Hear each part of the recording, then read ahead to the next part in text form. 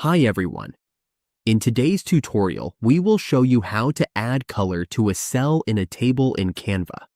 This is a great way to highlight important information and make our designs more visually appealing. Now, in the Canva dashboard, let's first insert a table or chart. To add a table, we just need to click on the Elements section. Once we are in Elements, we simply type Table in the search bar, and here is the result. Next, we just click on the table we want. Then we can choose the table style that we prefer. For example, we select this table. Now, if we want to change the table, for example, this one, and change the color of a specific cell, we just click on the cell in the lower left of the down bar. Here, we can choose the color. For example, let's change this to blue. Now the cell is blue. If we want, we can also change this to yellow.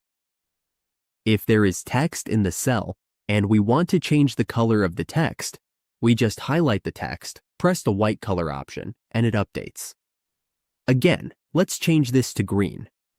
We can also change the border colors if we want.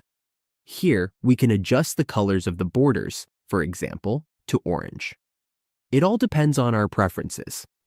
And that's how we add colors to a cell in a table in Canva. With just a few simple steps, we can make our tables more organized and eye-catching.